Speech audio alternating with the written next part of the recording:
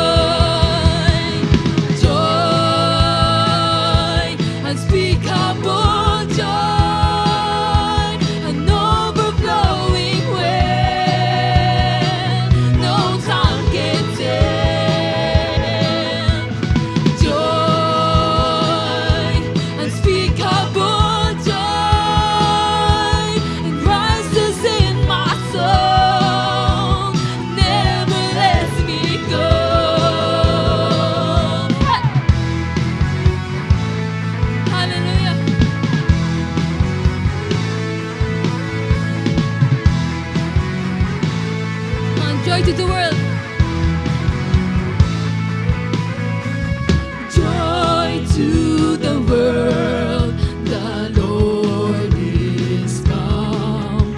Let earth receive her King. Let every heart prepare Him room. And heaven and nature sing.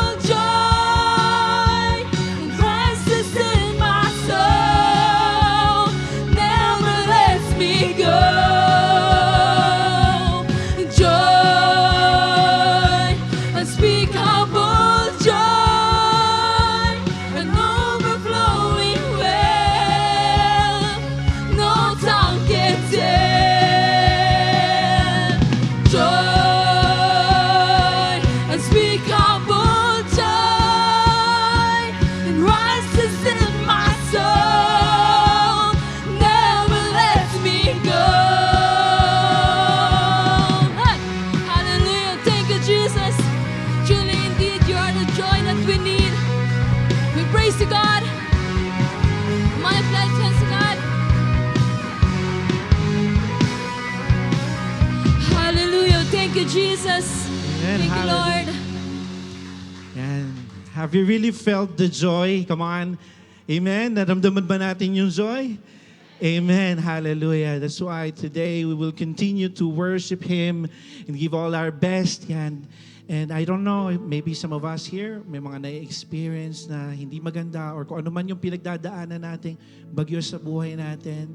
Well, still, it's the best time for us to worship Him, to give thanks to the Lord, to feel the gratitude. Amen. To be grateful. Come on. Just like what this song says, you know, you will throw up your hands. I throw up my hands and praise you again and again. Because all that I have is a hallelujah. Hallelujah means worship, praising the Lord.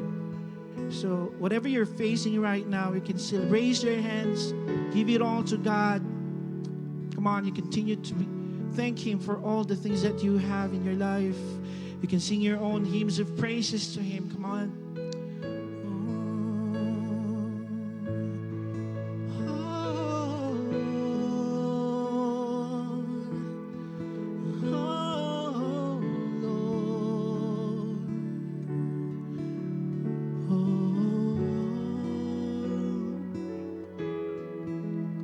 So I throw my hands, praise you again and again. Come on, church, you sing.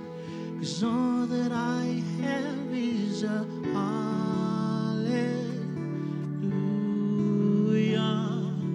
Hallelujah. And I know it's not much, but I've nothing else fit for a king, except for a heart singing hallelujah, hallelujah. Come on, church, one more time, you sing. So I throw my hands and praise you again and again, 'cause all that I have is a hallelujah.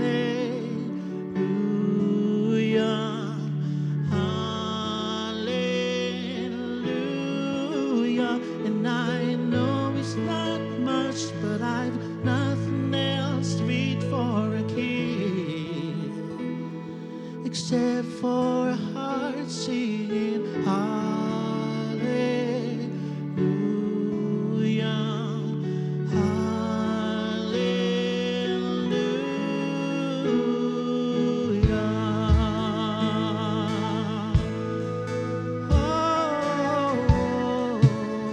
Church, raise your voice to the Lord.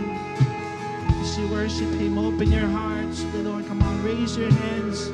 Come on, you sing. All my words fall short. All my words fall short. I got nothing new. How could I express all my gratitude? Oh, I could sing these songs as I often do,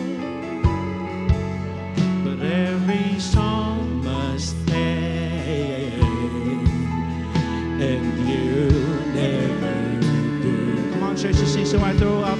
So I throw up my hands and praise you again and again. Oh Lord, 'cause all that I have is a hallelujah, hallelujah. And I know it's not much, but I've nothing else fit for a king,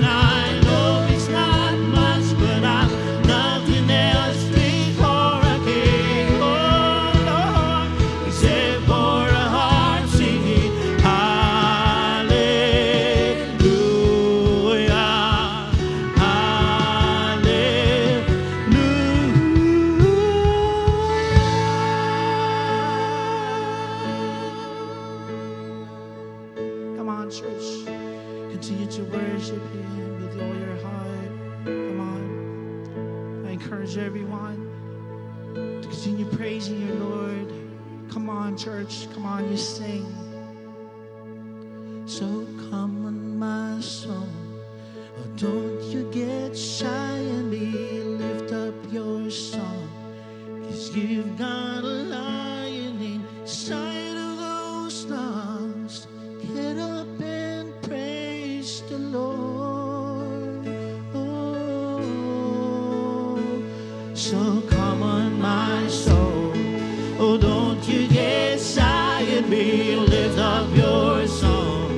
'Cause you've got a lion inside of those lungs.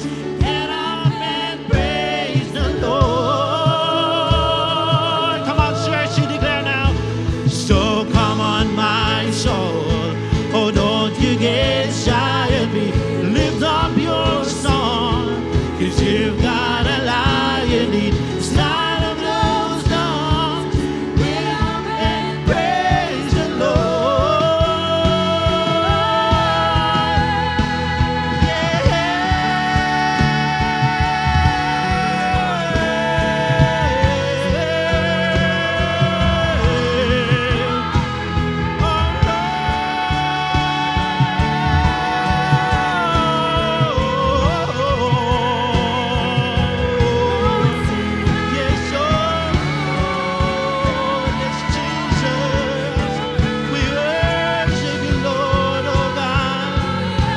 Continue to worship the Lord, hallelujah. Yes, Jesus, oh God. Yes, Jesus. Come on, you sing. I throw up my hands and praise you again and again. Oh Lord, 'cause all that I have is a hallelujah. Hallelujah. And I know it's not much, but I've nothing else fit for again. Oh Lord, except for a heart singing hallelujah.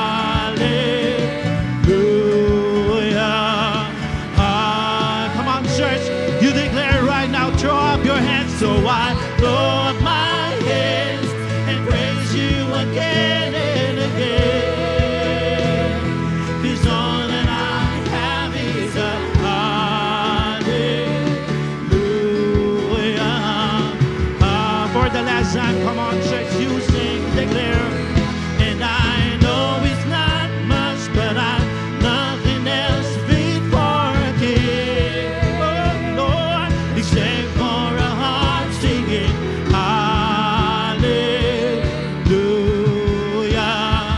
Hallelujah. For the last time, church, come on, you sing.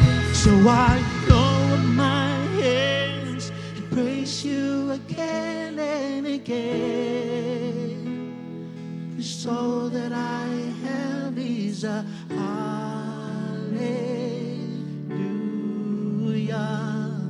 Hallelujah.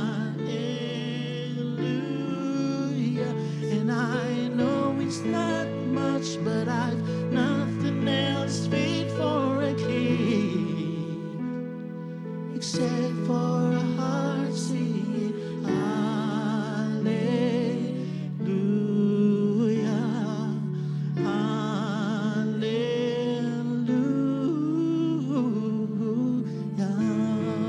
Yes, Jesus.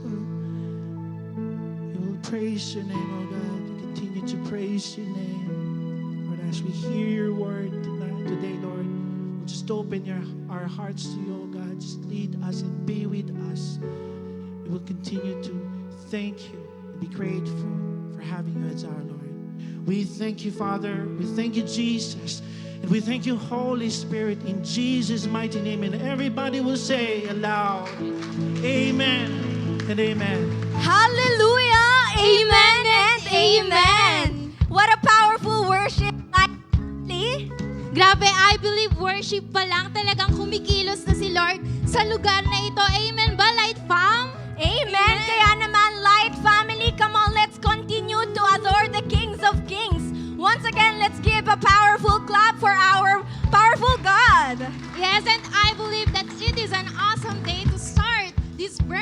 to celebrate God's goodness and greatness in our lives. Yes, kaya naman partner, mapa-team on-site or team online ka man, pwede po bang tayo po ulit tayong lahat? Ayan, mapa-team online or on-site ka man, sabay-sabay po tayong sumigaw ng Happy Sunday sa habang kumakaway in 3, 2, 1, Happy Sunday! Ayan, speaking of Berman's partner, no, marami tayong nilulook forward ngayon. Ikaw ba partner, ano yung mga nilulook forward mo? Ako partner, since Bermans nga accepts the holidays and celebration and nag-expect ako na for schools, marami akong makikilala since this is my first year sa aking school and of course marami ring mai-invite. Ikaw ba partner? Ako siguro partner bukod sa mga school staffs and the challenges na nakaabang for these 4 months, I believe na nilulook forward ko ang special gatherings of course from December. Ayan, so I believe naman na may mga nilulook forward din ang ating Light Fam, kaya naman maghahanap tayo partner, Yes, partner. ng sasagot sa light tanong natin. Sige tara dito partner, halap ka. Dito muna tayo sa side na to. Hi, eto si Ayan, huwag na ate. tayong lalayo. Dito na tayo kay ate. So ate, pakilala lang po and ano po yung ina-expect mo for this Burr season? Bale, ako po si Angela Dalida from sa network po ni Nanay Jess. So ang ina-expect ko po is yung growth ko po talaga. Ayan, yung growth niya daw talaga. Tapos po yung growth po sa spiritual and also po yung breakthrough sa family ko. Yes. Kasi po pinapag-pray po talaga namin ni ate na maabot sila. Sa school din po na marami rin po akong maabot sa kanila. Wow, amen. Palakpakan naman po natin si Ate Thank you, Angela. Angela. And of course, saan pa ba tayo? Dito na tayo Ay, eto, kay eto, Ate. partner. Pakilala po kayo. Hello po, ako po si Sandy from Zoe Group. Ayan! Ano po yung ina-expect mo for this Bear season po? For this bear season, Yes po. wala, parang ma-feel ko talaga yung essence with my family. Not just yung biological family, but also yung spiritual family ko with me. And ayun, feels like home. Ayan, thank you po. Ayan, Thank you thank you so po sa lahat ng sumagot. Once again, pwede po ba tayo ulit sumigaw ng Happy Sunday? In 3, 2, 1, Happy Sunday! Ayan, palakpakan po natin si Lord. Ayan po, maaari na po tayong umupo. Ayan, speaking of joy, I know there is more reason for us to smile, especially kung babatiin po natin or sasabihan po natin ng katabi natin ng I'm glad that you are here. Ayan. And of course, we also want to extend warm greetings for our first-timers and new friends, mapa-online or on-site man. And of course, for our online first-timers, and kindly type connect sa ating comment section if you want to be part of our growing family. And of course, pwede nyo rin po dyang i-type kung saang lugar kayo nanonood, kung saang bansa, or kung kahit nasaan pa man po kayo para malaman natin kung gaano kalawak yung online community natin, that we also would like you to know that you are part of our extended family. Ayan. And of course, we also have our first-timers and new friends on site. Ayan, meron po ba tayong first time dito? Pwede po bang tayo lang po saglit? Ayan, Ayan, sa mga new palakpakan friends po po. natin ang mga new Ay. friends natin. Ayan po, pwede na po kayong umupo. Ayan, we are glad that you choose to worship with us today. Kaya naman po, after po ng ating celebration is our consolidation team will be talking to you sa ating consolidation area. That's why we would love to have an opportunity to get to know you more, to answer the questions that you might have, and of course, to express our gratitude for your presence. That's why, wag po tayong aalis agad-agad. Yes, and of course, again po for our first-timers and new friends online or on-site ka man, you are welcome and we are glad that you are here. Palakpakan po natin ang bawat isa. Ayan. And moving on, it's giving time. Kaya naman po, let's be excited to learn something new about giving. Let us all welcome for our giving topic, Coach Kim.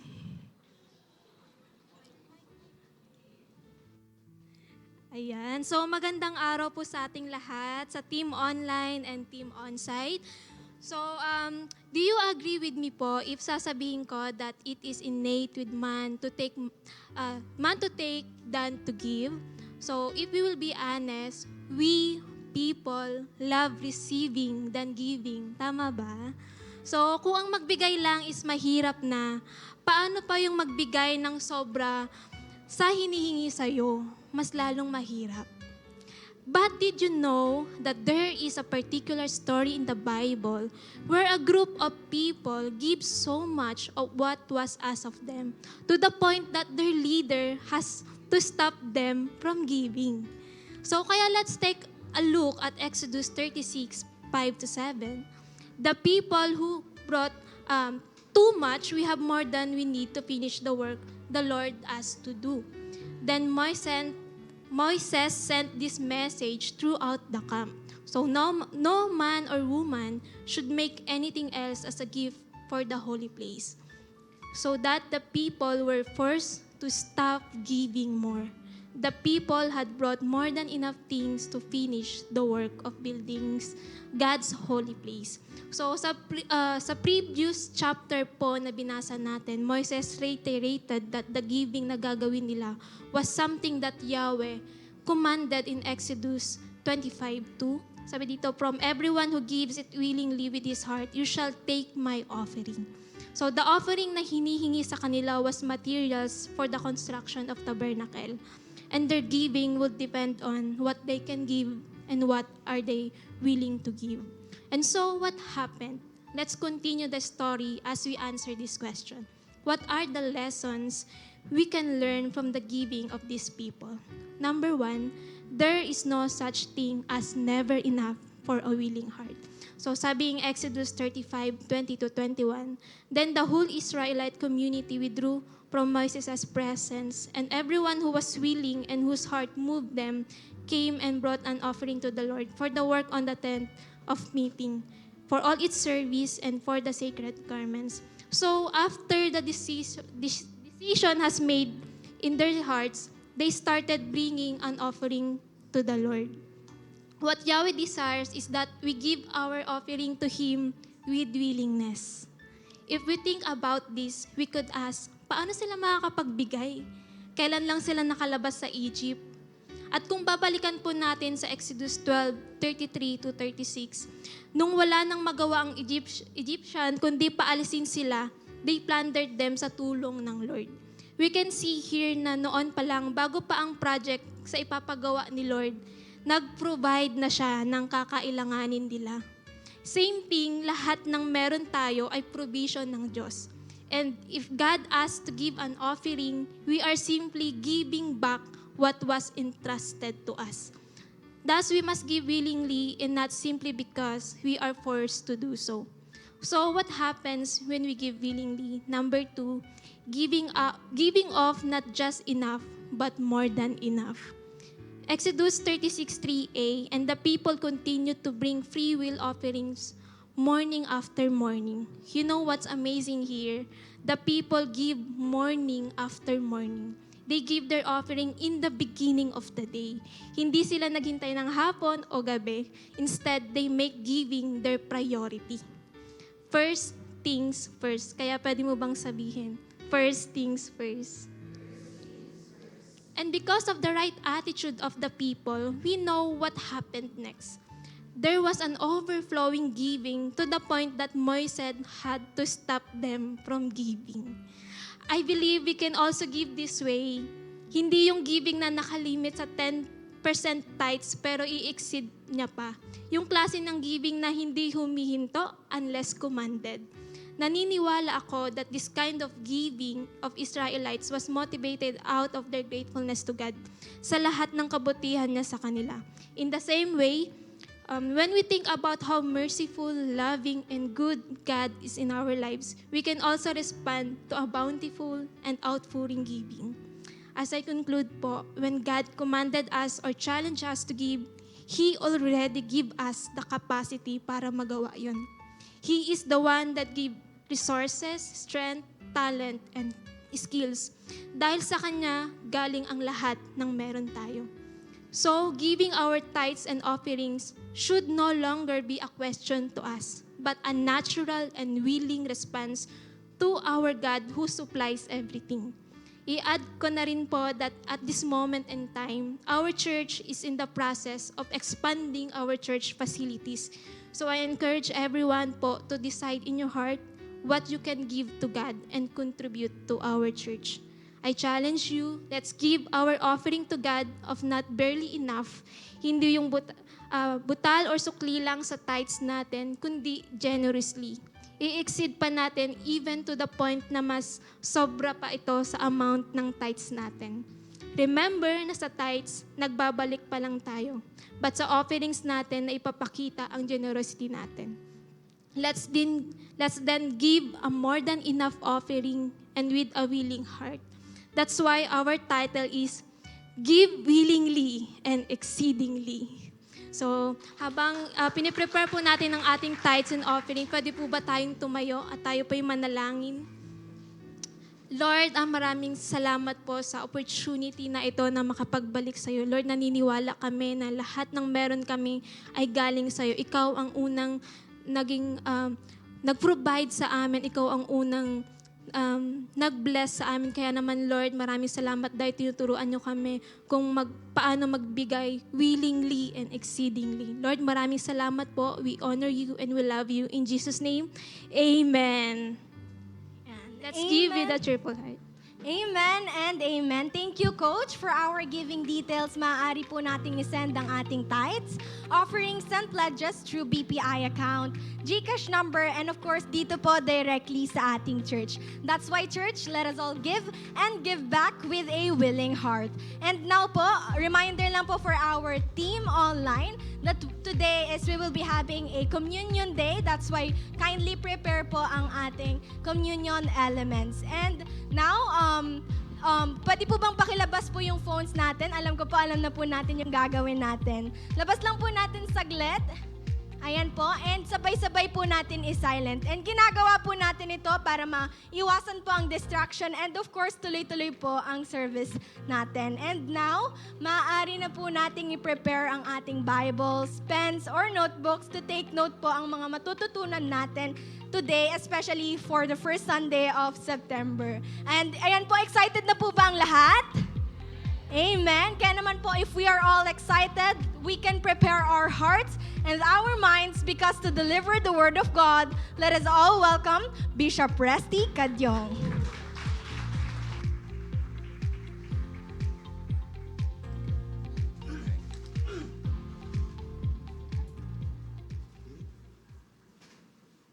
Blessed Sunday po sa bawat isa. Okay, musta po kayo? Paki-smile mo naman yung katabi mo. Kanina pa yan, natapakan mo na yung paa, hindi mo pa smile. Ayan, okay. Okay, praise God. Naniniwala po ako may gagawin si Lord sa ating lahat. Amen? Kung naniniwala ka, palakpakan mo si Lord. Amen? Alam ko po excited ang bawat isa sa message ni Lord. But before we move on, baka lang kilala nyo itong picture na ito. Ayan. Kilala niyo po ba yan? Okay. Ayan. Medyo malabo daw ng konti. Palinawin naman natin. Ayan. Okay. Ayan. Actually, wala pa man September, lumalabas na yan. Natatawa na kayo. Okay. So today is the first Sunday ng Ber months. Okay? So ibig sabihin, ito na yung start ng pagdating ng mga month na sa dulo ay may Ber. Ayan, di ba? September, October, November, and of course, December. And according sa study, ang Pilipinas daw ang isa sa pinakamahabang mag-celebrate ng Pasko. Totoo ba yan? At nagse-celebrate na tayo ngayon pa lang. Okay? Di ba? First day pala ng September. Nagsisimula yan as early as September. At syempre, di ba, kapag nalalapit na ang Pasko, hindi maalis yung pagpe-prepare ng regalo. Ayan, katulad yan, di ba? Tuwing Pasko, nagbunutan na ba kayo sa exchange gift? Okay? Di ba? Kasi yan ang isa sa mga highlights ng ng Christmas party, okay? So yung pagbibigay ng regalo. Regalo, ibig sabihin, a thing given willingly to someone without payment. Ibig sabihin, kapag nagbigay sa'yo ng regalo, hindi naman ka sinisingil, ka na yung pambayad dun sa binigay ko regalo. Walang ganon, di ba? Yan ay kusang binibigay. At isa yan sa pinakamagandang mangyayari sa tao, yung makatanggap ng regalo. Tama po ba? Pero marami sa atin, di ba, parang, tignan mo nga yung katabi mo, baka magre-regalo yan sa'yo ngayong Pasko. Kaya nauuso yung wish list, di ba? Sinusulat mong ganon, okay, sa post mo. Pero this time, para mas lalong maintindihan, itag mo na yung tao sa wish list, okay? Para may idea na siya kung ano yung ririgalo sa atin. Okay? Napakasarap makatanggap ng regalo. Amen ba? Pero kung sakasakali man na yung katabi mo, sige, tingnan mo nga yung katabi mo, kung hindi man yan mabigyan ng gift ngayong Pasko, tandaan mo, binigyan na ni Lord yan ng regalo. Praise God.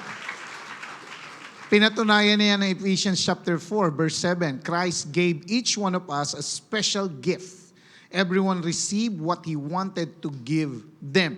So nagbigay at nagbibigay si Jesus ng kaloob o regalo sa mga sumusunod sa Kanya. Yan yung pinag-aralan natin last Sunday about victors, plunders.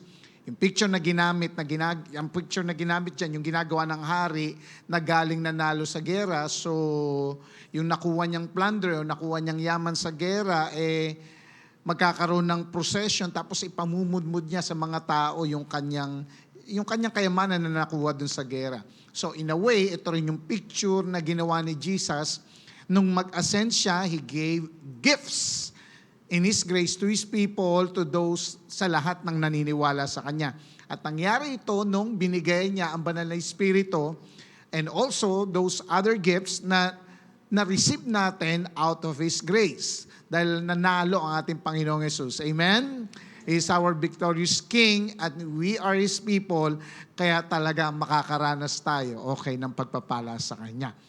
And gusto ko sabihin sa inyo na alam mo ba na hindi lang tayo ang binigyan ng regalo ni Jesus. Alam mo na hindi lang tayo, kundi binigyan niya din ng regalo ang simbahan natin. Binigyan din ni Jesus ng regalo ang church na tayo po ay magbe-benefit dito. Our victorious Christ gives gifts to His church so that you and I, the church, will be built up. At dyan po, at dito po ang pag-uusapan natin ngayon sa regalo na binigay sa atin ni Kristo. Sabihin mo sa katabi mo, makinig ka. Importante ito para sa atin. Amen. Kaya nga, let's continue our discussion in the book of Ephesians, chapter 4, this time in verses 11 and 12. Buksan natin ating mga Biblia, Ephesians chapter 4, verse 11 and 12. And may I ask everyone to please rise as we give honor reading the Word of God. Basahin ko po sa NIV, it says here, so Christ Himself gave the apostles, the prophets, the evangelists, the pastors, and teachers to equip His people for works of service so that the body of Christ may be built up. Ang sabi sa ang Biblia version, pinagkalooban niya ang iba na maging mga apostol, ang iba'y propeta, ang iba'y ebanghelista, at ang iba'y pastor at mga guro, upang ihanda ang mga banal sa gawain ng paglilingkod sa ikatitibay ng katawan ni Kristo. Tayo manalangin. Lord, nagpapasalamat kami, O Diyos, unang-una sa iyong biyaya na kami po ay buhay at humihinga pa po sa mga oras na ito. Ikaw nagbigay ng buhay ng bawat isa. Kaya marapat lamang na pasalamatan at purihin ka. At ngayon, Lord God, salamat din sa pag-iingat mo. Dinako mo kami sa lugar na ito. Meron kaming online ngayon para patuloy na kumilos na sumamba at maglingkod sa iyo. At naniniwala kami, Lord God, na ngayon makikinig kami sa aming Ama at Ikaw yun. Hayaan mo, Lord God, na wala kaming mamimiss sa sasabihin mo na ito ay mag-penetrate sa buong buhay namin at ma-apply po namin. Holy Spirit, samahan mo kami. As we study your word, ikaw ang may taas sa aming buhay. Salamat, Lord God. We give you praise and glory in Jesus' name. Amen. Tayo pong lahat ay makakaupo. So today, pag-uusapan natin the building facts about Christ's gift for the church. Ano ba itong katotohanan sa nirigalo ni Jesus sa simbahan na tayong lahat ay makikinabang? Una, pag-usapan natin na itong mga gifts na ito ay ibinigay. The gifts were given. Ang sabi, so Christ Himself gave. Sabi mo nga, gave. Gave in Greek is didomi. Ibig sabihin, to give something, to grant, to give to one asking. It is to supply ng mga bagay na importante, to appoint or to constitute. No, now, ano raw yung binigay? Ito yung mga spiritual leaders na binigay ni Christ as gifts sa simbahan. So, bawat leadership gifts na ito, tingnan natin, ay nakasentro sa salita ng Diyos. Ang salita ng Diyos ang hawak na at standards ng mga spiritual leaders na ito. Tandaan natin, ulitin ko ulit, ang mga spiritual leaders na ito ay regalo. Sabi mo, regalo. Ang mga spiritual leaders na ito ay regalo ng Diyos sa atin at sa kanyang simbahan.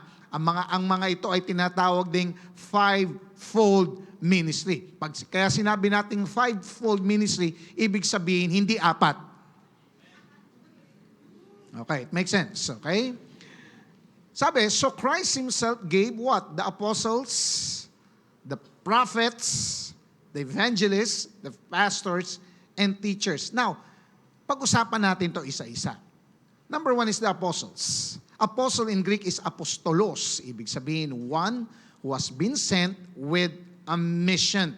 Sa New Testament, ginamit ito as a technical term para i-refer ang mga dinesignate na mga mensahero ni Kristo na binigyan ng authority to speak for Him at mag-establish ng kanyang church.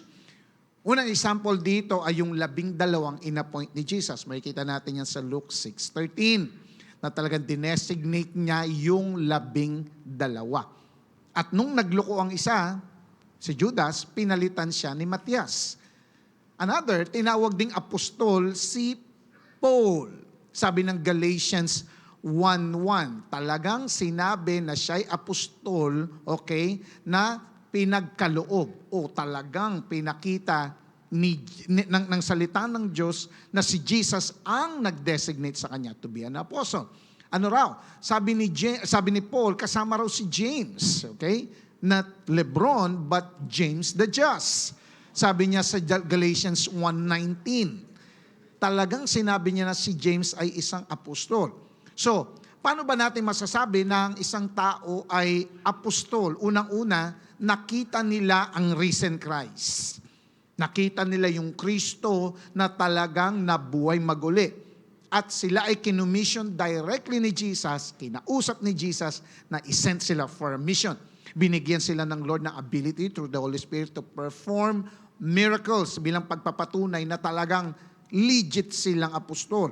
Binigyan din sila ng authority para simulan ang church at i-build up ito. Ang kanilang inspired, yung kanilang sinulat at authoritative writings, ang bumuo ng maraming kasulatan sa New Testament. So the Holy Spirit inspired them to write it. Okay? Ito, katulad ng pinag-aaralan natin ngayon. Ang mga apostles, ang unang mga teachers and administrators ng church. And soon, naipasa din nila ang mga responsibilities na ito sa mga tinawag din ng Diyos na mag-lead ng simbahan. And according sa early Christian document na tinatawag na Didache, nakasulat doon na ang mga ministry ng apostles ay na-extend into at least the late 1st century.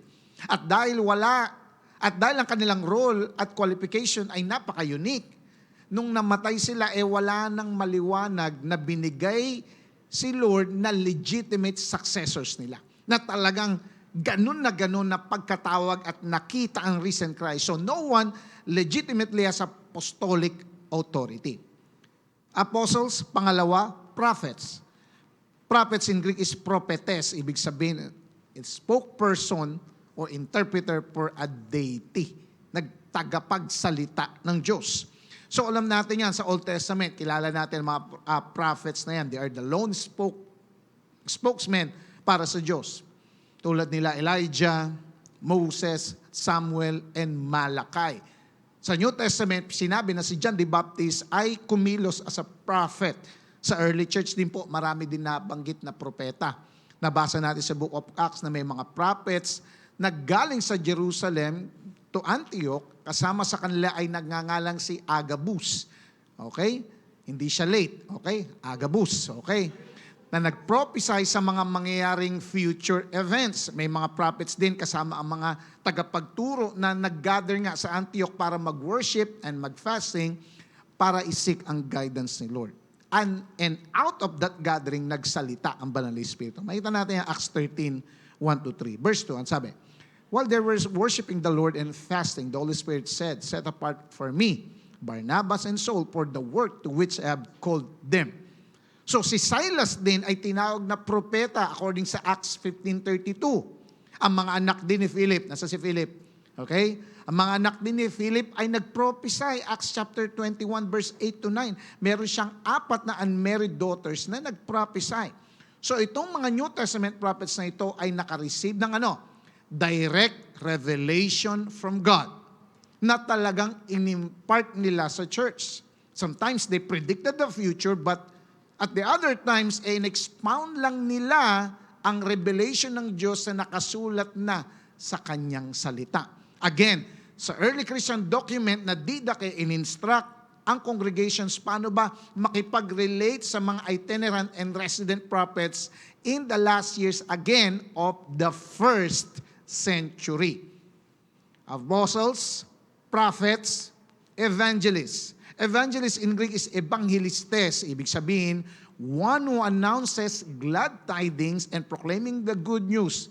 Ibig sabihin, preacher ng gospel. Kung titingnan natin, ang evangelist sa technical ministry sense, ito ay sa office ni Philip. When we say office, yun talaga. Siya talaga ang tinawag para doon. At tinawag doon ay si Philip. Makikita natin yan sa Acts 21 verse 8. Talagang tinawag siyang Philip the Evangelist. Ibig sabihin, yung tao talaga, siya lang talaga yon. Ibig sabihin, office niya yon. Nagkakaintindihan? Makikita natin sa ministry ni Philip bilang evangelist, ang kanyang pagpunta at pag-preach sa mga Samaritans na nakakilala kay Jesus. Isang malaking harvest event ito na makikita natin sa Acts chapter 8. Ayan, tingnan natin. Verse 4-13. Kung saan, verse 5, people went down to a city in Samaria and proclaimed the Messiah there. So nag-preach siya about kay Jesus. Meron din siyang one-on-one, okay, harvest event sa isang Ethiopian eunuch. Ano ibig sabihin ng eunuch? Alam niyo po ba yan? Pag nagulat ka, eunuch! Di ba? Okay, gets natin? When you say eunuch, may kinalaman siya o meron siyang posisyon sa gobyerno nila. At itong Ethiopian eunuch na ito, hindi siya Jew, pero through Philip, according sa Acts 8:34-35, nakakilala siya kay Jesus. Amen? Palakpakan nga natin si Lord. So nakita natin yung technical term as an office kay Philip yun. But in a functional sense naman, ibig sabihin yung function, not an office, ito naman ay nirefer kay Timothy. 2 Timothy 4:5. Ang sabi, but you keep your head in all situation, endure hardship, do the work of an evangelist. When we say function, it is the work. Okay? By the way, mamaya papaliwanag natin na si Timothy ay pastor. Pero hindi siya evangelist in office. Pero sabi sa kanya ni Paul, do the function of an evangelist. Ulitin natin, para maintindihan natin. Kung ang apostles and prophets, kinoconnect tayo sa Word of God by a direct revelation ng galing sa Diyos, ang mga evangelist naman ay nagpro-proclaim ng Word of God para ang tao ay makaranas ng kaligtasan ng Diyos. Naintindihan na natin?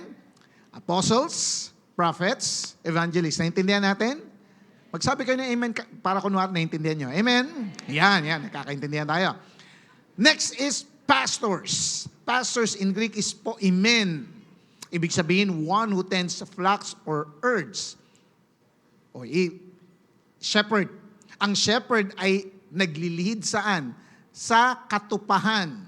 Hindi kalokohan sa katupahan. Hindi sa kahayupan, kundi sa katupahan. Ang shepherd ay naglilid sa katupahan, pinoprotektahan at ginaguide sila kung saan meron silang makakain at maiinom. Tinutulungan din nila ang tupa kung ito'y nasaktan, ina-assist kapag manganganak at inaalagaan. Ganon din sa simbahan. Ang pastor ay siya ring naglilid sa flock. Actually, sa New Testament, ang salitang pastor, elder, ay bishop, ay may kinalaman sa paglilid ng flock. Ang mga bishops ang nagmamanage at nag-oversee ng buong simbahan. Ang task naman ng mga pastors ay ang analogy ng isang shepherd sa kanyang flock. Ang mga elders naman ay mga mature men and women of God na kasamang nagli-lead sa church. So in that sense, all of them must feed or teach the flock with God's word. Ang gagawin nila ay i-guard ang flock sa mga wolves and gently care for them. Now, anong pinagkaiba naman ito sa panglima? Yung teachers. Teachers in Greek is didaskalos, ibig sabihin, master. Nakaintindihan? So, ang tatawagin natin mga teacher natin, hindi teacher, master. Kakaintindihan? Wag lang gaganon, okay? Actually, ang teacher ay close related sa role ng pastoral function. But still, different pa rin sila.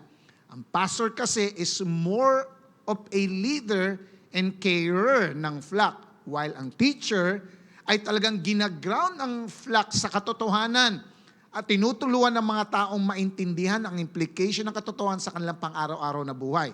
Pero kung titingnan natin, sa verse 11, kung titingnan natin ang Greek syntax ng verse 11, may mga Bible scholars na nagsasabing ang pastors and teachers ay combined in one ministry na tinatawag na pastor-teacher.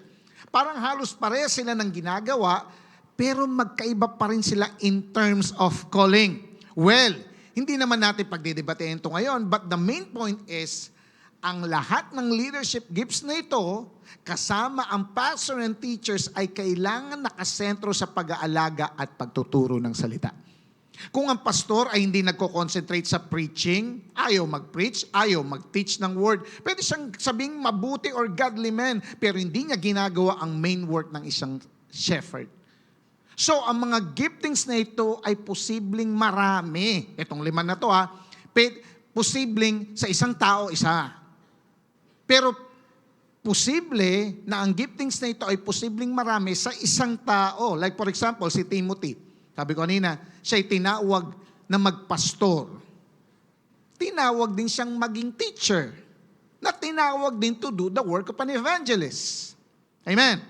Si Paul, di ba, isang apostol. Pero nag-function as a pastor sa kanyang ministry. At the same time, siya rin ay magaling na teacher sa kanyang mga epistles sa mga churches. Siya rin ay evangelist. Siya rin ay nag-function as a prophet dahil sa mga tinuro niyang eschatological truth na direct revelation ng Diyos. So makikita natin, ang mga leaderships na yan ay talagang nag-explode. Sabi mo, explode. Talagang nag-explode after the ascension ni Christ sa pagbaba ni Holy Spirit sa early church. Kaya talagang lumago ang simbahan noon. Talagang na-birth ang simbahan. Now the question, are these leadership gifts still active today? Hello? Ito bang mga leadership na gifts na ito ay patuloy pa rin na dapat kumikilos at nangyayari sa simbahan? Is that your question? Say amen. Kunwari, yun din ang question mo. Amen. Ayan. Now, totoo na sinasabi ng Scriptures na kapag na-impart ng mga spiritual leaders ang mga gifts na ito sa simbahan, siguradong magiging healthy ang church at mag-flourish talaga ang mga members ng church in knowing Jesus. Pero, kung pag-aaralan natin, listen, theological to, kung pag-aaralan natin ang role ng apostles at prophets ay magkaiba noon sa early establishment ng church compared sa atin ngayon. Paano ko nasabi? Let's read in Ephesians 2:20. Sinabi dito na ang church ay naitayo sa foundation na nilatag ng mga apostol at propeta, with Christ Jesus Himself as the chief cornerstone. Basahin natin, Ephesians 2:20. Basahin natin, 1, 2, 3, go!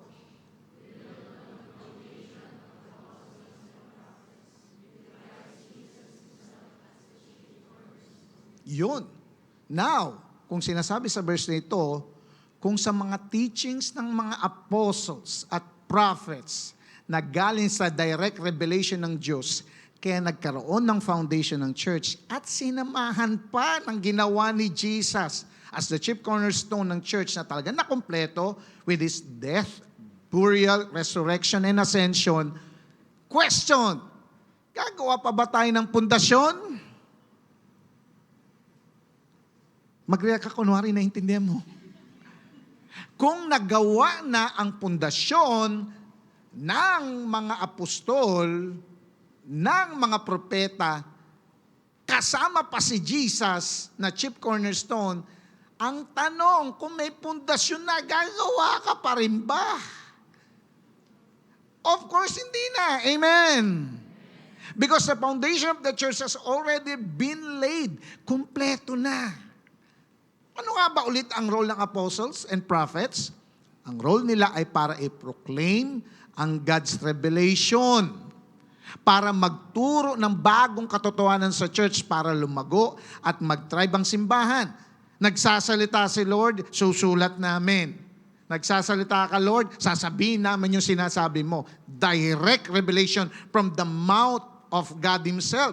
Now, ang sabi, na itong mga apostles na ito at prophets, na kumpleto na nila ang kanilang mission by teaching and giving us the Word of God. And where is the Word of God? The Bible. Nandiyan na, kumpleto na. So and the Word of God is already completed. The Word of God is a completed revelation of God. At yan nga yung Bible, na hindi ka na pwedeng magdagdag at hindi ka na pwedeng magbawas. Nagkakaintindihan. So the Bible contains everything na kailangan ng church para mag-grow, mag-thrive at i-fulfill ang God's mission.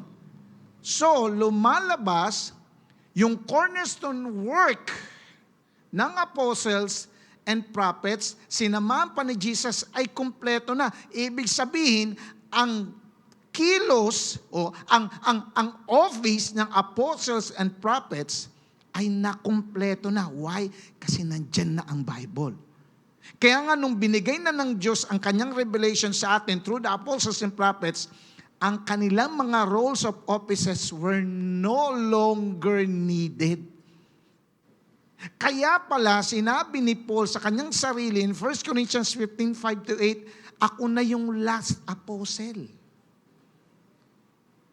1 Corinthians 15:5-8. Sabi niya, and the last of all, He appeared to me also. Sinabi niya muna yan sa James, tapos siya na. Pinatunayan din yan sa panahon ng church fathers.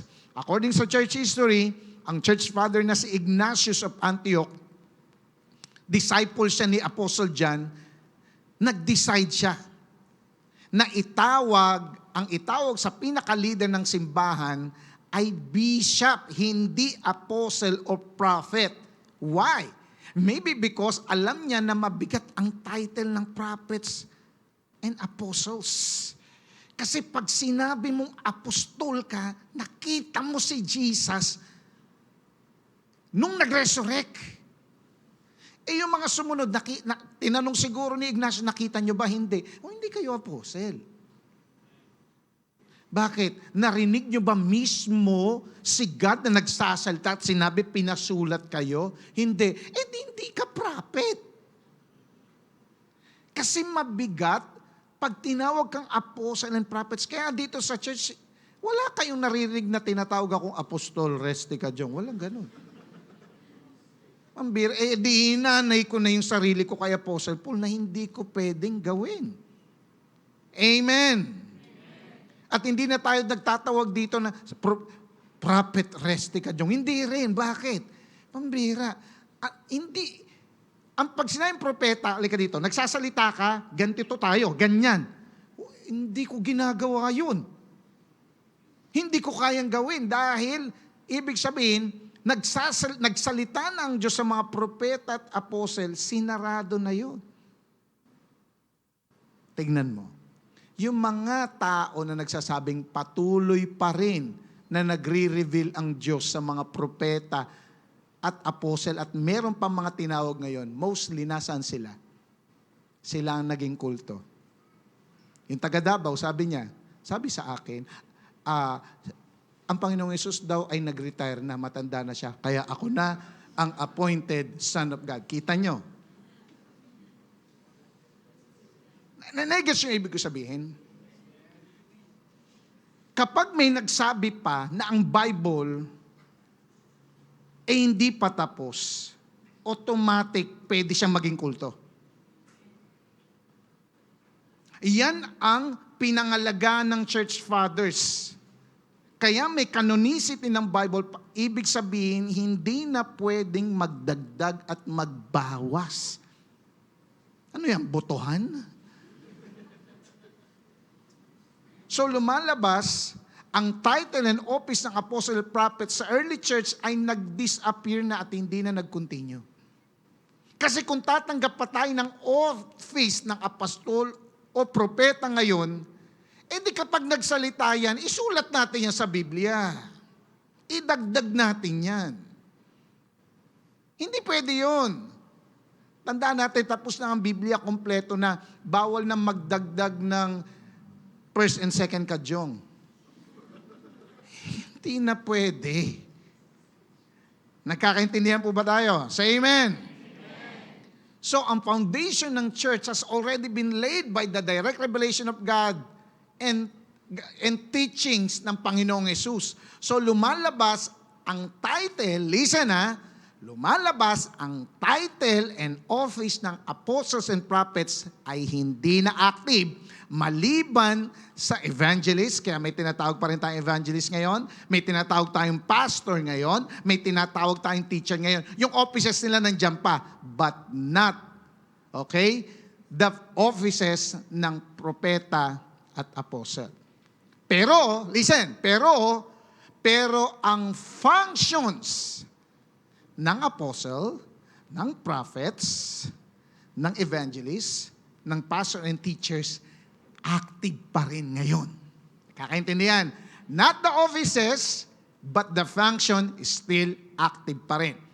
Paano ko nasabi? Diba? The ongoing work ng apostles and prophets ay manifested ni Holy Spirit. Every time we read the Bible, patuloy pa rin nagtuturo at nagsasalita sa atin. Ang Bible ay revelation ng Diyos. Okay? Nung sinulat ito ng apostles and prophet, they are inspired, kaya nila sinulat. At nung binabasa natin ngayon, nagkakaroon tayo ng illumination. Nababago yung buhay natin. Kaya kailangan natin maintindihan yon. Revelation, inspiration, illumination.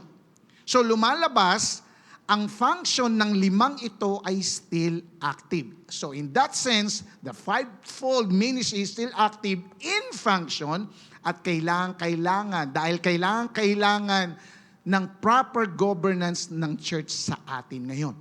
Ito ang function nila sa church. Apostles are to govern and lead the organization. Sila ang nagsiset ng vision at strategy para sa church according to the Bible. Ano ang function ng prophets sa panahon ngayon? Prophets are to guide. Sila yung mga taong ramdam na ramdam nila ang puso ng Diyos kung ang church pa ba ay namumuhay sa nais at will ng Diyos according to the Bible.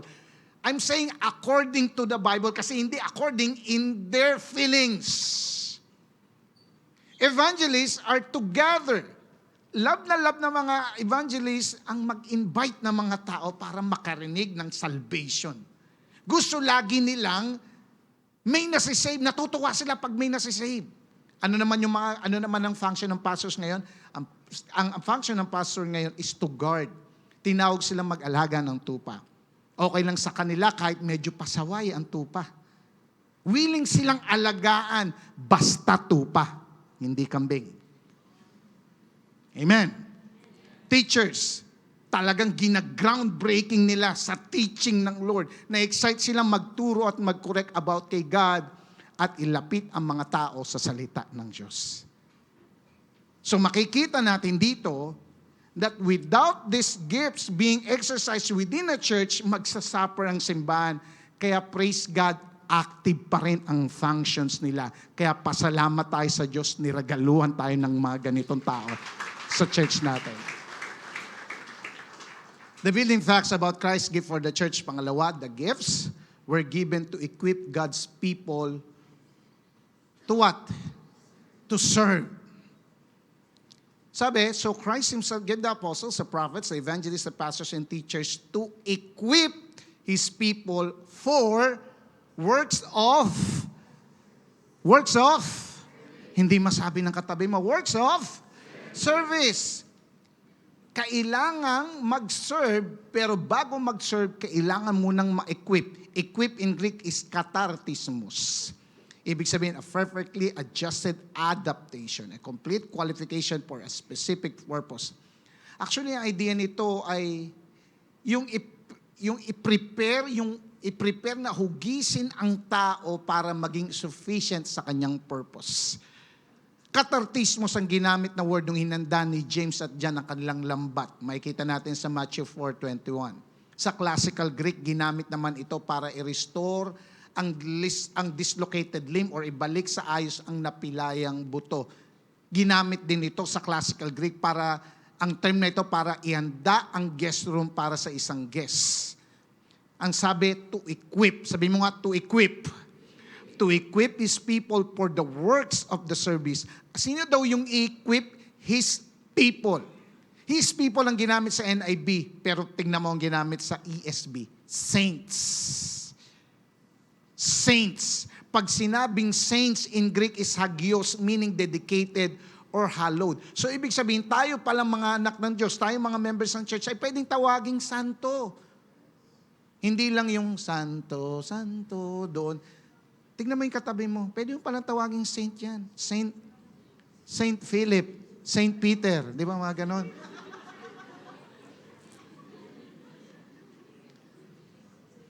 Sino ba itong mga saints na to? By context, sila yung first Christian communities na talagang itinalaga ang sarili nila kay Lord, nag-set apart para sa Kanya morally and holy. So ang task ng leadership na gifts na ito ay para ituro ang salita ng Diyos thoroughly. So ang gagawin nila, ituturo talaga nila ang Word of God para ano? Para ma-equip at maihanda ang mga anak ng Diyos para kumilos, mag-ministry, mag-serve sa Diyos at mag-serve sa church.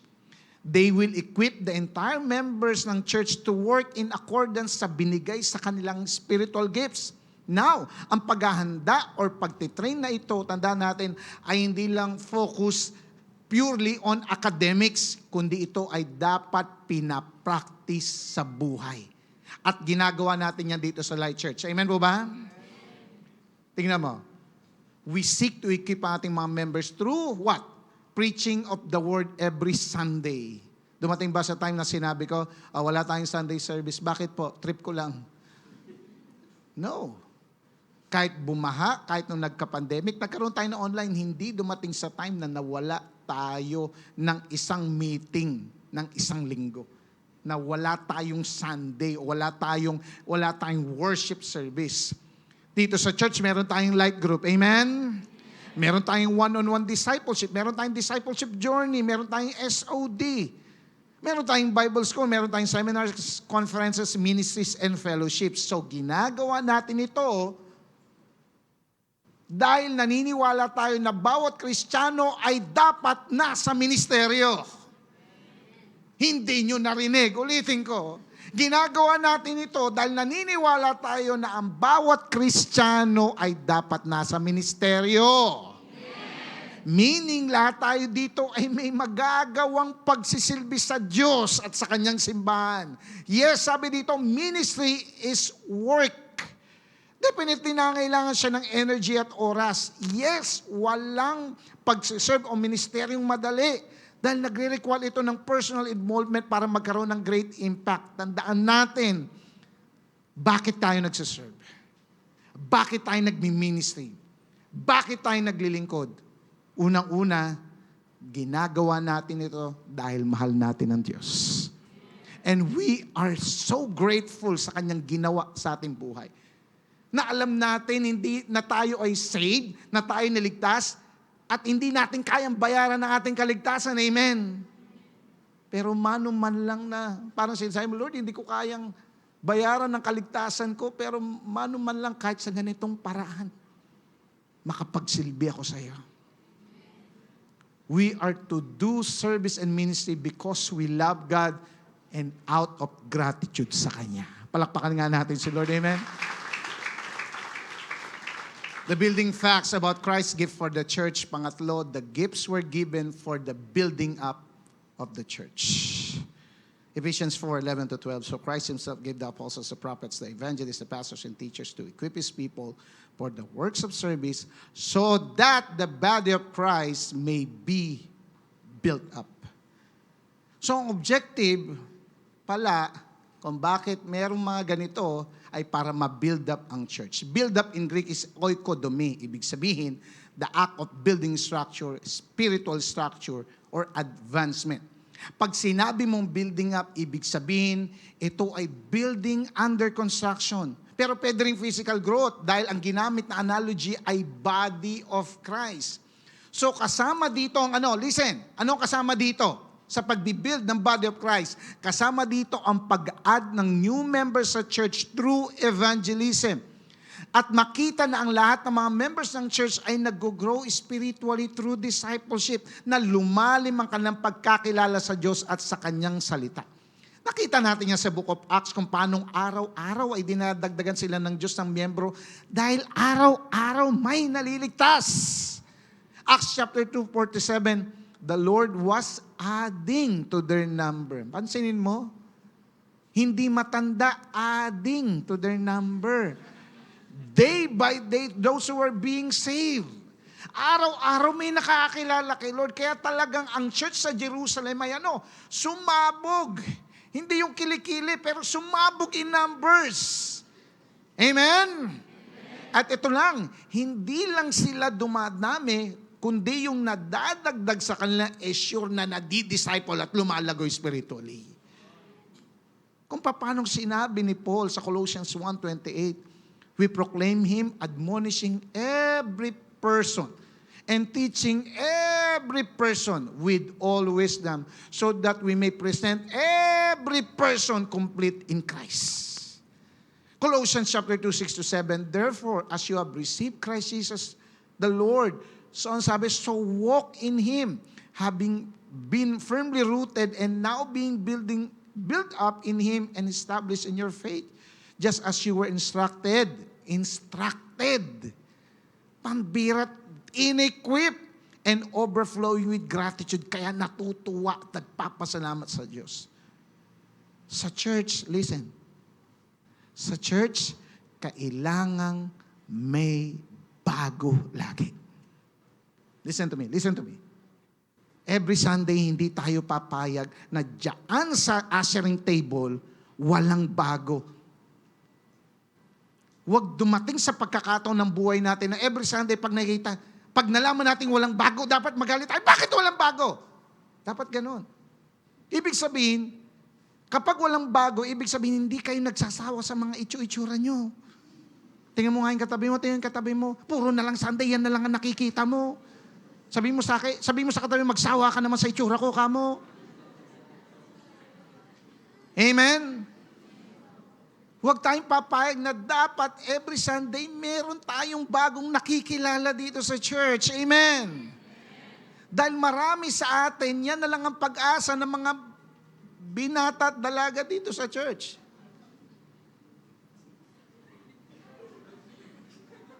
Buti na lang, hindi nyo nakuha.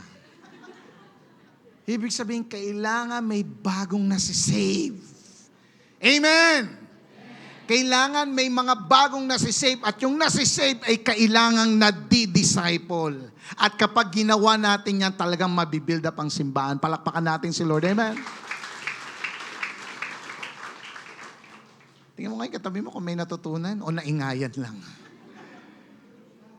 Kung may natutunan tayo, palakpakan natin si Lord.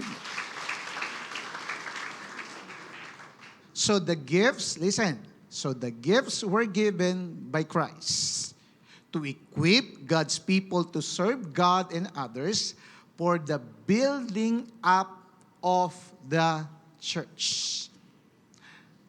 Amen. Tandaan natin that these gifts are not given not for personal power, but in order to equip others for flourishing. So ang reason bakit tinitrain ang mga church members ng mga church leaders ay para mag-serve at mag-ministry. According sa pinagkaloob sa ating spiritual gifts ni Jesus para ma-build up ang body of Christ. Keep it in mind. Tingin po kayo dito, hindi madamot ang Diyos. Kung paano hindi siya nagdamot, pakainin ng mga ibon sa ilang, how much more tayo. So, ibig sabihin lang, lahat tayo ay pinagkalooban ng regalo ng Diyos. Tandaan mo na walang anak ng Diyos ang hindi pinagkalooban ni Jesus ng spiritual gifts. Tayong lahat, tingnan mo yung katabi mo, lahat tayo ay binigyan ng gift ni Jesus. Lahat tayo ay niregaluhan ni Jesus. Palakpakan natin si Lord. Now, binigyan ka ng regalo. Ang gagawin mo? Ha? Binigyan ka ng regalo, ang gagawin mo? Di-display mo? No. Kaya ka binigyan ng regalo para gamitin mo. 1 Peter 4:10, each of you should use, each of you should use whatever gift you have received. So, ibig sabihin, binigyan ka ni Lord ng regalo. Sabi mo sa katabi mo, gamitin mo. Paano mo gagamitin? Saan mo gagamitin? Ang sabi niya sa verse, to serve. Sabi mo, to serve. To serve others as faithful stewards of God's grace in its various forms. Listen, binigyan ng Diyos ang bawat isa sa atin ng regalo. Ang hirap naman nun, niregaluhan ka ni Lord pero hindi mo gagamitin. Well, gamitin natin ito para sa ikabubuti ng lahat. Serving God and serving one another, serving the church. Maging mabuting katiwala tayo ng iba't ibang regalo at kaloob ng Diyos. Tandaan natin, pag hindi natin ginamit yung regalo ng Diyos, masisira yan. Mabubulok yan. Kaya pala, ang buhay ng isang tao, minsan nabubulok, nasisira kasi hindi niya ginagamit yung binigay sa kanyang regalo ng Diyos. Pakiamoy mo nga yung katabi mo, amoy bulok na ba? Amoy sira na ba? Pakitapik mo yung katabi mo, sabi mo, gamitin mo ang regalo ni Lord sa'yo. Kaya sabi mo sa katabi mo, may gagawin tayo. Ano yung gagawin natin? Number 1, appreciate Christ's gift for the church. I-appreciate mo yung mga leadership gifts na binigay ni Jesus sa simbahan na ito para sa iyo. I-appreciate mo mga spiritual leaders na niregalo ng Diyos sa iyo. Hebrews 13:17, have confidence in your leaders and submit to their authority, because they keep watch over you as those who must give an account. Do this so that their work will be a joy, not a burden, for that would be of no benefit to you. Ano sinasabi ng word? Sumunod tayo sa mga namumuno sa atin spiritually na binigay ng Diyos at magpasakot tayo sa kanila. Why? Dahil sila ang nangangalaga sa ating spiritual na kalagayan. At alam ng mga spiritual leaders natin na may pananagutan sila sa Diyos sa pangalaga nila sa atin. Gawin natin silang masaya sa kanilang paglilingkod at pagtupad sa tungkulin nila sa Diyos sa pamamagitan ng pagsunod sa kanila. Sabi sa verse, listen, huwag natin silang hayaang ma-high blood. Ang bira yung mentor mo. Bago yan mag-serve, ang healthy. Nung nakilala ka, high blood na. Tumaas na yung sugar. Laging namimigati. Hindi na makatulog sa gabi. Bakit? Lagi kang pinagpipray. Ang sabi, kapag ginawa nating maging pasaway, hindi ito makakabuti sa atin.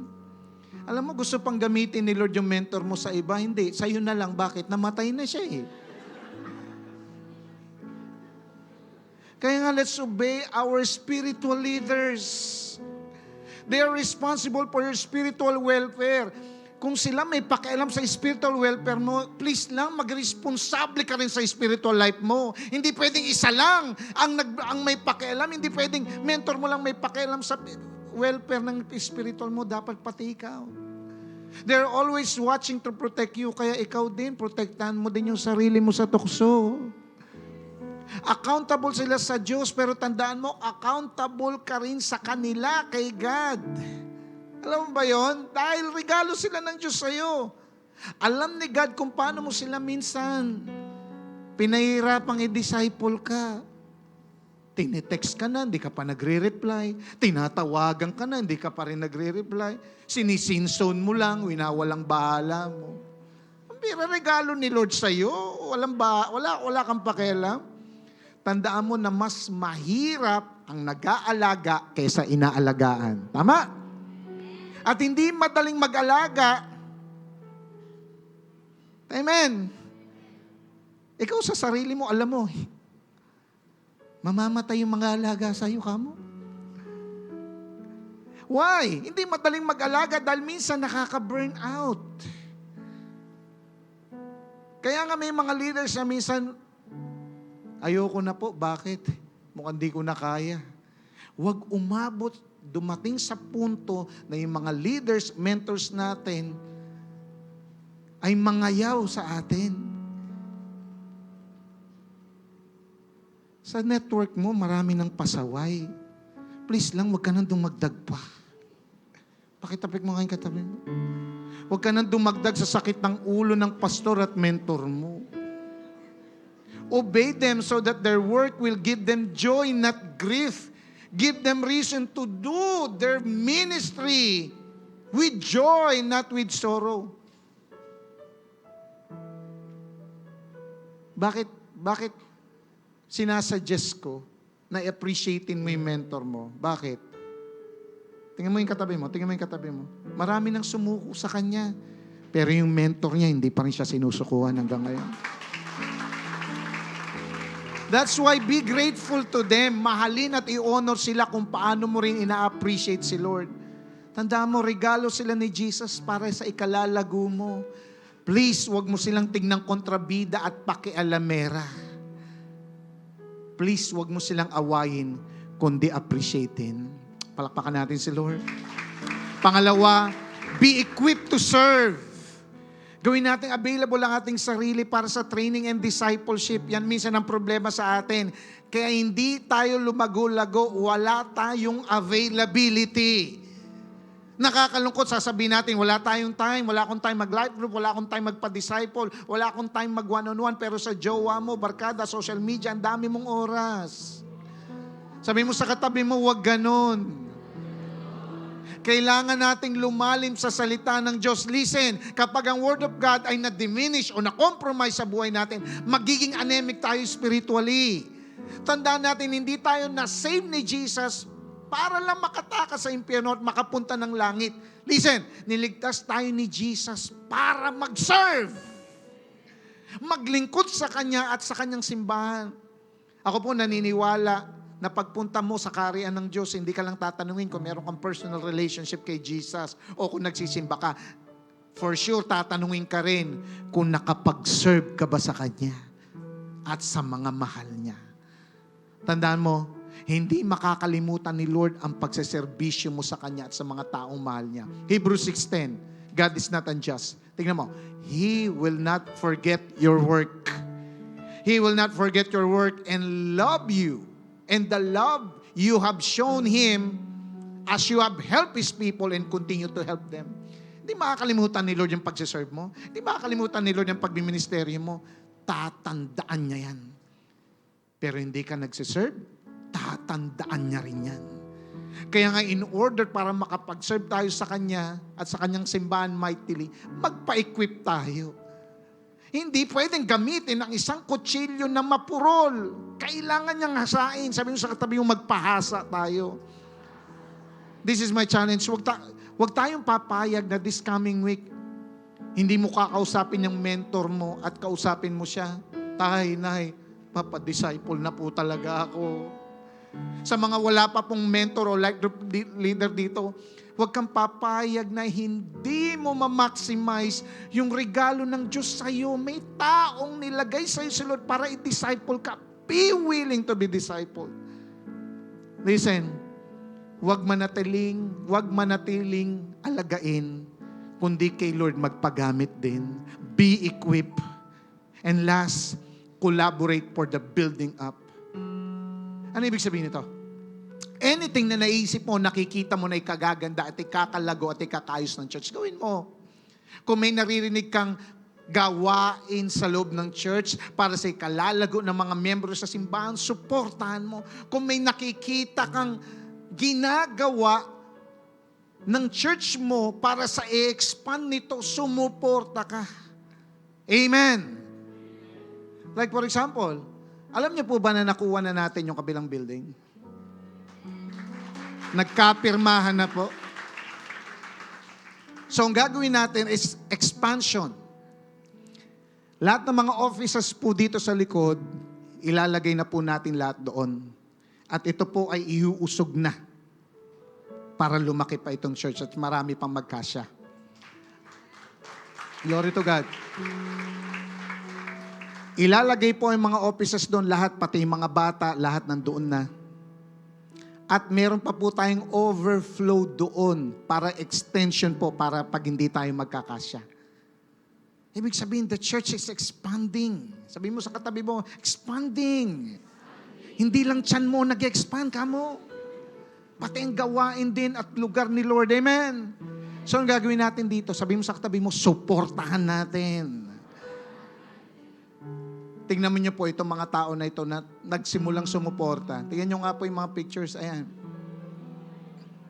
Tingnan niyo pa.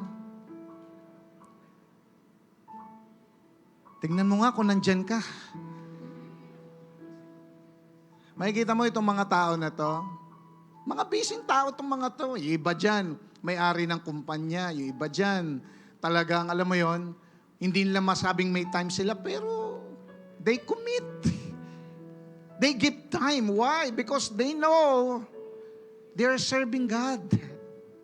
At lahat ng kanilang pagkilos at pagsunod at pagsaserve kay Lord, hindi nakakalimutan ni Lord. Yung mga yan, wala pong sweldo. They're just doing it voluntarily.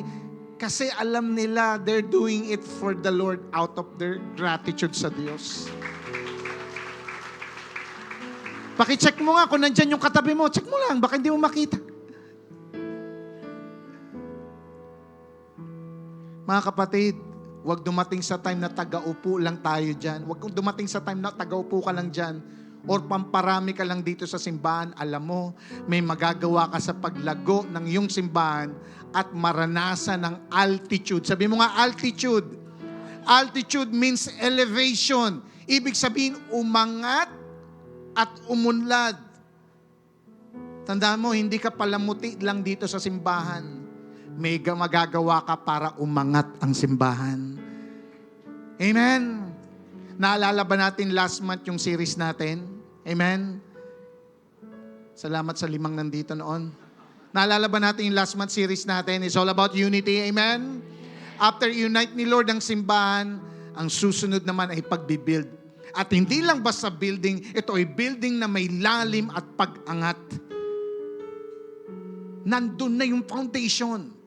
Prophets and the apostles and the chief cornerstone, nandoon na yung lalim. This time, yung pag-angat naman, yung pagtaas. Kaya nga after building our attitude for unity, after building attitude, this September 23 series, it is time for building altitude. May lalim at may pag-angat. Tatayo po tayong lahat. Hallelujah. At habang tayo ay nakatayo at nakapikit, ito ang panalangin ko. Let's be willing to be built up.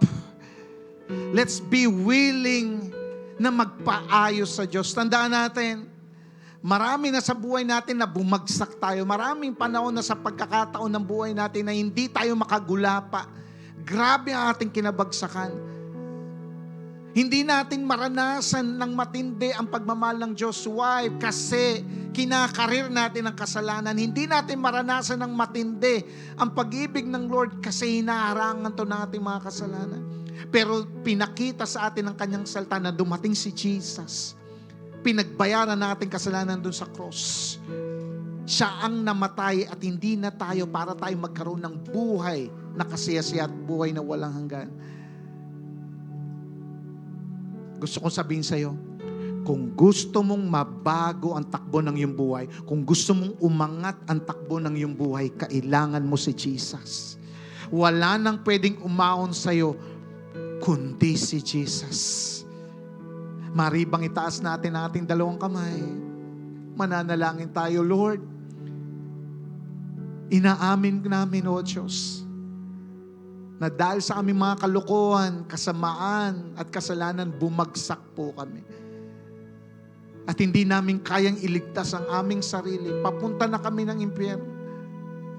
Pero nakita namin, O Diyos, ang iyong pagmamahal sa sinasabi sa iyong salita, namatay ka dun sa cross. Pinagbayaran ng aming kasalanan. Kaya, O Diyos, naghihingi kami ng kapatawaran. Patawarin mo po kami sa lahat ng aming pagsalansang. Jesus, pumasok ka sa buhay namin bilang Panginoon at tagapagligtas. Lord, iangat niyo po kami sa aming kinabagsakan. Ibangon mo kami, O Diyos, sa aming kinasadlakan upang makita namin na si Jesus lang ang pwedeng mag-angat sa aming buhay. Lord, panghawakan mo ang buhay namin ito. Ikaw po ang mag-take over. Ikaw po ang Panginoon at tagapagligtas ng aming buhay. Hallelujah. Kung tinanggap mo si Jesus bilang Panginoon at tagapagligtas at nagde-decide ka ngayon na magpapadisciple ka para sa Kanya, para makilala mo siya, lumalim at Kanya kang equip para makapag-serve sa Kanya din. Kumuha ka ng tinapay, kumuha ka ng cup. Welcome ka tumanggap ng Holy Communion sa mga oras na ito. Kung binigay mo ang buong buhay mo kay Jesus bilang Panginoon at tagapagligtas. Hallelujah, hallelujah. Kumuha ka ng tinapay, kumuha ka ng cup. Hallelujah, hallelujah, hallelujah. Lord, nagpapasalamat kami, O Diyos, sa Holy Communion na ito. Salamat sa tinapay, O Diyos, na simbolo ng iyong katawan na nabayubay dun sa cross. Yung katawan mong pinahirapan, sinaktan at sinugatan, pero dahil sa iyong mga sugat, kami ay nagsipagaling. Salamat din, O Diyos, sa sarong ito that symbolizes your blood that washes away our sins. We know that without the shedding of the blood, there is no remission of sins. Lord, sa ginagawa namin ito, inaalala namin ang pagdating mo sa aming buhay. Dumating ka sa aming buhay. Dinala mo ang aming kasalanan dun sa cross. Ikaw ay namatay. Ikaw ay nilibing. Ikaw ay muling nabuhay. Umakyat sa langit. At muling babalik. Salamat, O Diyos. Salamat sa tinapay. Salamat sa sarong ito. We do this in remembrance of you. Bless the cup, bless the bread. In Jesus' name. Let's partake yung tinapay.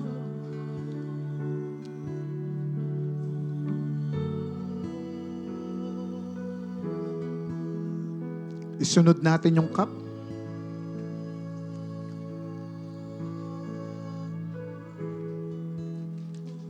Hallelujah, hallelujah, hallelujah. Now, this time etong time na to, this is the time to appreciate everything na ginawa ng Diyos sa atin. Hallelujah. Come on, let's appreciate God sa lahat ng binigay niya sa atin. Magpasalamat tayo sa mga blessings niya. Huwag mong itaas yung kamay mo kung hindi mo siya na-appreciate. Pero kung na-appreciate mo siya sa ginagawa niya sa'yo, taas mo ang iyong dalawang kamay. Let's express our gratitude to Him sa mga binigay niyang blessings, favor, and protection. Lalong-lalo na sa pinagkaloob niya sa ating Light Church, kung saan dito natin siya lalong nakikilala. Let's express our gratitude to Him sa mga binigay niyang mga spiritual leaders. Lord, salamat sa mga pastors. Salamat sa aming mga light group leaders. Salamat sa aming mga leaders. Salamat sa aming mga mentors. Siguro kung wala sila, nasa kadiliman pa rin kami. We appreciate them, Lord God. Hallelujah. Hallelujah. Salamat, Lord God. Hallelujah. Hallelujah. Appreciate the Lord. Appreciate the Lord. Appreciate the Lord. Hallelujah. So come on, my soul. Oh, Jesus. Don't you get shy and be lift up Hallelujah. your Hallelujah. song. 'Cause you've got a lion inside of those lungs. Get Hallelujah. up and praise the Lord. For the last time. For the last time. Hallelujah. So come on, my soul. Don't you get shy and be lift up your song. 'Cause you've got a lion Hallelujah. inside of those lungs. Get up and praise the Lord.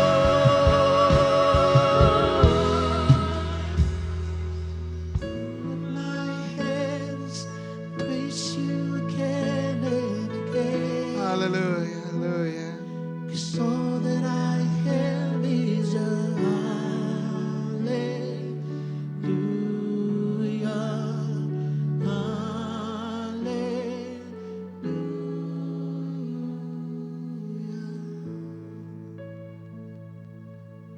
We appreciate God. Kasi naalala natin,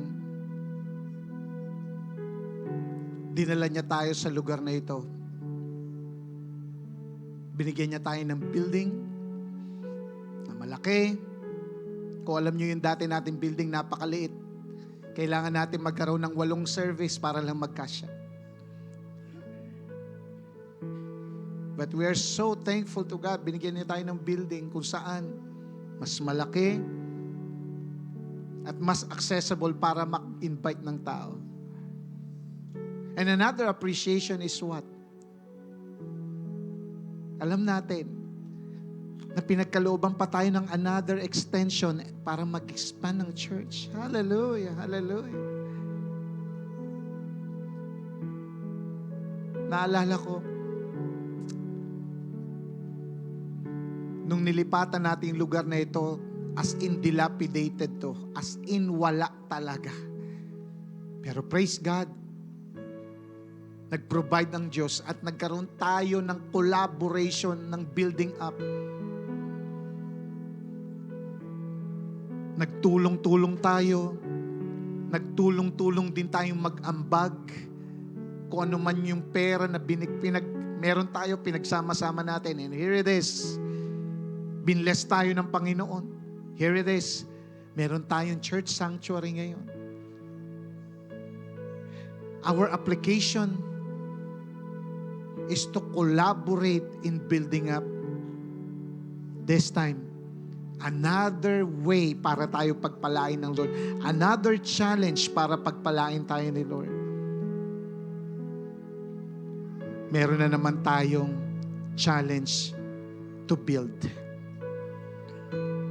Nakita natin yung lugar na lilipatan ng extension or expansion. Marami tayong ipapagawa. Kaya nga, another way para tayo pagpalain ng Lord, kung paano tayo nagkaroon noon bago dumating ang anniversary, Nagkaroon tayo ng regalo ko sa birthday ng church ko. Pinagsama-sama natin. At ngayon, magkakaroon na naman tayo ng anniversary. Ang ating ika-14th year. Magkakaroon tayo muli ng challenge to give. Regalo ko sa birthday ng church ko, year 14. This time, mag-aambag-ambag na naman tayo, magtutulungan na naman tayo. Why? May pagagawa tayong building. And this time, etong gagawin natin, meron tayong mga tickets dito. Meron tayong tickets dito, 500, 1,000, 3,000, 5,000, and 10,000. This is a faith promise. Ginagawa na natin to sa mahabang panahon. Kapag may papagawa tayo, this is a collaboration ng pagbibuild up. Naniniwala ko, ito ay another challenge para pagpalain tayo ng Lord. For 2 months, ibibigay natin yung promise natin na ito sa Panginoon. Naniniwala ako, may gagawin ng Lord sa atin. Kukuha po tayo nito as a sign ng ating faith sa Panginoon.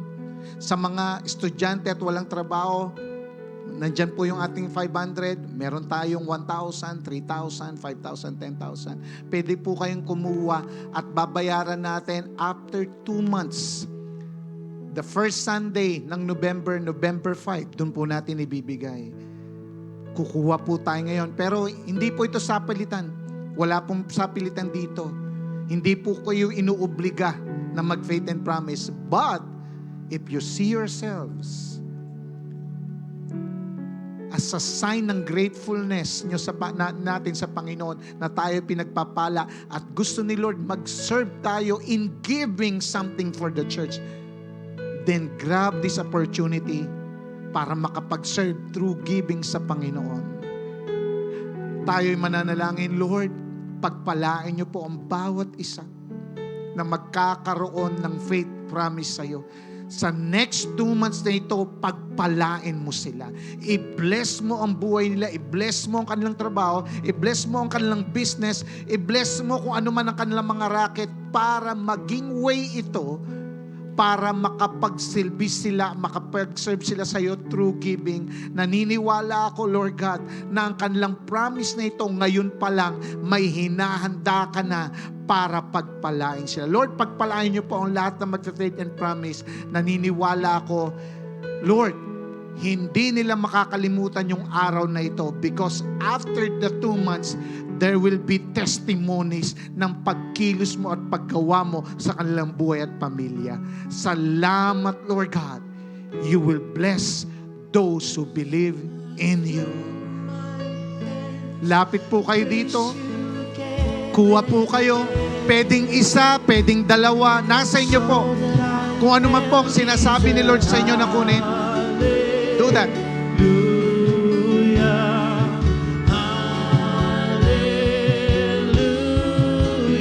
And I know it's not much, but I've nothing else fit for a king, except for a heart singing hallelujah,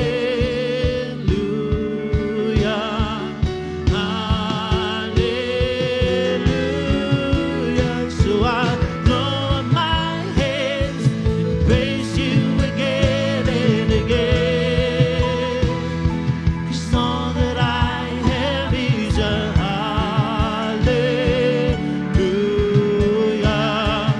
hallelujah. And I know it's not much, but I've nothing else fit for a king, except for a heart singing hallelujah,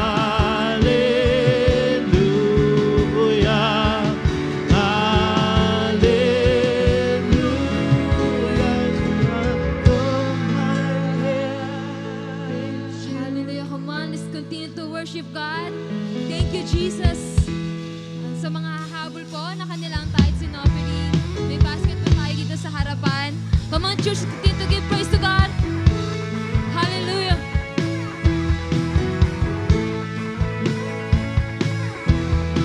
Mama, sing joy. Joy to the world, the Lord is come. Let earth receive her King. Let every heart prepare him room. And heaven and nature sing, and heaven and nature sing. And heaven and nature sing. Joy, unspeakable joy, an overflowing well, no tongue can tell. Joy, unspeakable joy, and rises in my soul, never lets me go. The last time we said, joy, unspeakable joy, an overflowing well, no tongue can tell. Joy, unspeakable joy, and rises in my soul, never lets me go. Taas natin ating mga kamay sa Panginoon. Lord, nagpapasalamat kami sa iyong mensahe. Grabe yung ginawa mo, O Diyos.